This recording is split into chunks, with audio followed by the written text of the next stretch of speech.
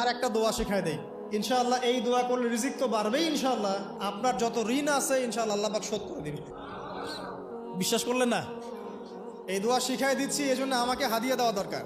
Specially আমাকে এখন হাদিয়া দেওয়া দরকার। এটা গুরুত্বপূর্ণ দোয়া শিখাই দিচ্ছি। আলী রাদিয়াল্লাহু আনহু বলেছেন, কোন ব্যক্তির যদি পাহাড়ের সমানও ঋণ থাকে, এই দোয়া যদি আমল করে আল্লাহ পাক ওই ঋণও শোধ করে দিবেন ইনশাআল্লাহ।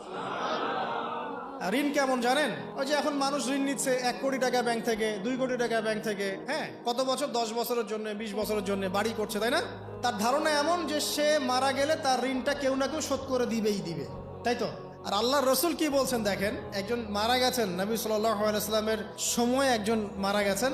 তো নবী করিম সাল্লাল্লাহু আলাইহি সাল্লাম বলছেন, এই ব্যক্তির কি কোনো ঋণ আছে?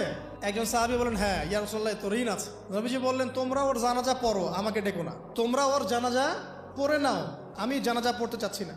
আমি এখন কেমন করে আপনাকে বুঝাবো ঋণ কত ভয়ঙ্কর জিনিস? আপনি যে ব্যাংক থেকে 3-4 কোটি টাকার লোন নিয়ে রাখছেন, লাখ লাখ টাকা লোন নিয়ে বসে আছেন, দিব্যি সুখে বসে আছেন, এমন চিন্তায় যে আপনার মৌত হবে না। আর নবী সাল্লাল্লাহু আলাইহি ওয়াসাল্লামের সময়ে একজন মারা যাচ্ছেন, তিনি বলছেন তোমরা জানাজা পড়ে নাও, আমি জানাজা পড়তে চাচ্ছি না। মানে ঋণগ্রস্ত ব্যক্তির জানাজাও তিনি পড়তেন না। তারপরে একজন এসে বললেন, ইয়া রাসূলুল্লাহ, আমি তার ঋণ শোধ করে দিব, তার যা ঋণ আছে আমি শোধ করে দিব। তখন নবী এসে জানাজা পড়লেন সাল্লাল্লাহু আলাইহি ওয়াসাল্লাম। তো আপনার এই কোটি কোটি টাকা ঋণ শোধ করার লোক তো রেডি আছে নাকি? আছে না?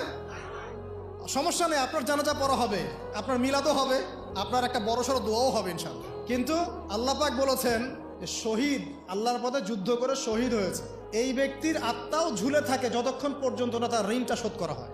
এবার বলেন আমি কি বুঝাবো আপনাকে? আর কিছু বলতে হবে? তো এখন সেই দোয়া শিখাচ্ছি আপনাদেরকে, যে দোয়া শিখলে আপনারা ঋণ থেকে বাঁচবেন ইনশাআল্লাহ। কত দিবেন বলেন?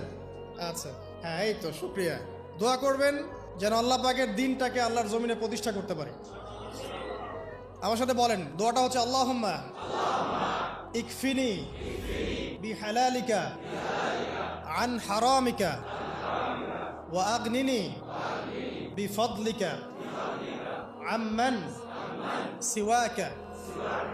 এই দোয়াটা ছোট না, এটা মুখস্থ করবেন, সেজদায় পড়বেন, নামাজের সেজদায় পড়বেন, আত্তাহিয়াতু দরুদ শেষ তারপরে পড়বেন, নামাজ শেষে হাত তুলে করবেন, যখন তখন শেষ রাত্রে করবেন।